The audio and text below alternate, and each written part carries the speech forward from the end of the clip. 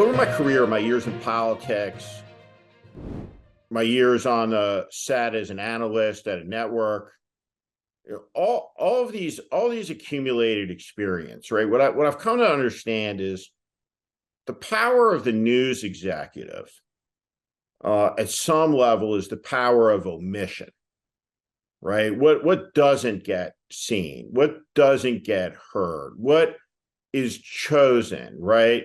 What is the middle denominator, right? Or the least common denominator, right? Depending on how you look at it. So if you were sitting objectively in a newsroom, right? If I was the new guy at CNN, right? I was the British guy, right? That they brought in from the BBC, who I'm sure will help connect them more deeply to Red America and flyover country. But I digress. But if I was that guy, and we're having the first meeting, and you're kind of like, what's going on in the world?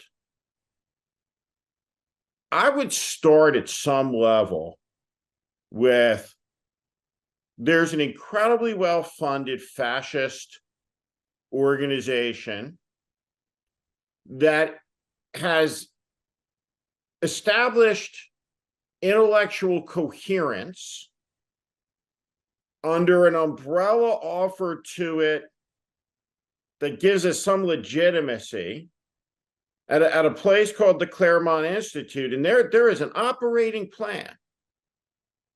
The second that Trump comes in, that's now surfaced in the last couple of weeks since you wrote your story about the Claremont Institute. Project 2025.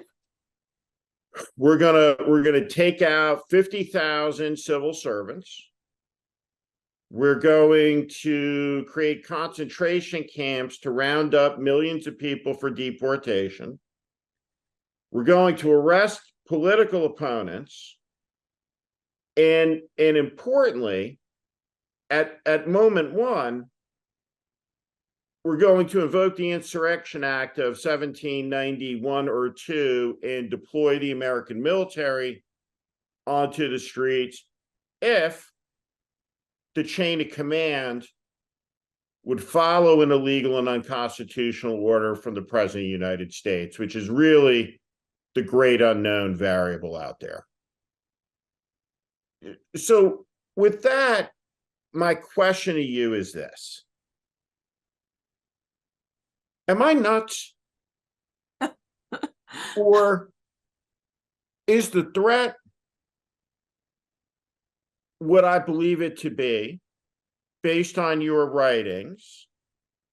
And should we take Donald Trump seriously when he says the things that he says, including directly using the language of Adolf Hitler, which is the use of the word vermin, which was deliberate, purposeful, premeditated, and absolutely the word from page 1 of the Joseph Goebbels playbook, if you know your history? Well, you're right. This language is not Nazi-like. It is actually Nazi language, and it is very dangerous. This kind of dehumanization of one's political enemies always precedes a kind of authoritarian actions, and fascist actions are always preceded by this kind of language, the identification of an internal enemy that represents an apocalyptic threat to the nation. And your question is, should we take this seriously? And I think when we look at the Claremont Institute, we absolutely have to take it seriously. And I'd like to outline, if I may, 3 sort of factors that explain the Claremont Institute that show why we need to take it seriously. The first thing is that this is, you hear Claremont Institute, you picture a bunch of hippies on the beach. They're not that, okay? They're not a fringe group. They're very powerful, and they now have a very deep network that is connected with leading Republican politicians, including Trump and his shadow cabinet, which we see outlined in documents like Project 2025. It's a massive document that includes a lot of contributors from the Claremont Institute and it's a plan for how they want to reshape our government in really fundamental ways. So again, this is not a fringy group. There's always been, nuts and bolts and, in American society, some, extremes here and there, but this is really a group that has a potential to take power in Washington, D.C. So that's the first point.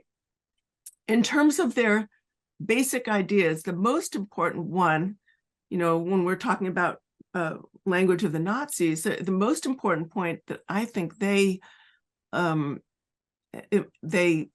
seem to represent is what the Nazi political theorist Carl Schmidt would call the state of emergency. So in their view, America is so broken, it's certain to collapse, we're going to hell in a handbasket, and any intervention is justified. And we need to set aside any laws and institutions that get in the way of their response. More specifically, I think they, you always hear all this talk about a woke elite and woke communists. This is something Vivek Ramaswamy has said, and also Trump has said it a number of times. They think this woke elite has captured what they call the administrative state. That's, the air traffic controllers, food safety commissioners, the military, all of it, the intelligence services, FBI. And they think that this so-called administrative state is bent on absolutely destroying America and destroying its everything, taking away everything good that we all value. And it needs to be rooted out at any and all cost. So I think that's frankly the most important aspect of their political creed. And that sort of authoritarianism is always tied to the sense of crisis and the idea that intellectuals are to blame. So a second thing that we need to draw out is this idea that the new order, the solution to this problem, involves two distinct groups of people. There's the intellectual cadre, a sort of special people, the intellectuals, the thinkers on their side, who are going to be the new elite and are going to create a sort of right-thinking conservative vanguard. And on the other hand, you have the people, the virtuous people who are cast as real Americans, as opposed to the internal enemy that Trump identifies. Steve Bannon and some of the Claremonters refer to them as the hobbits in the Shire. They don't often know really what's going on, and that's okay. That might actually be preferable, but they need to be disinformed enough to be led by that right-thinking and supposedly virtuous elite and do what they want. And, these are three things to keep in mind. It's, when Trump talks about how we're facing this existential crisis, the consequences of loss in the political arena are too dire to ignore, and we need to do these radical actions. He's not the only one saying this. You've got this whole think tank that is echoing and in many ways pushing forth these ideas. This is a movement that long preceded Donald Trump, and frankly, it will long outlast him. Thank you for watching.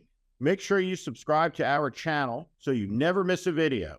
Also, for more content just like this, please consider joining our Warning Premium community. You can find out more in the description below.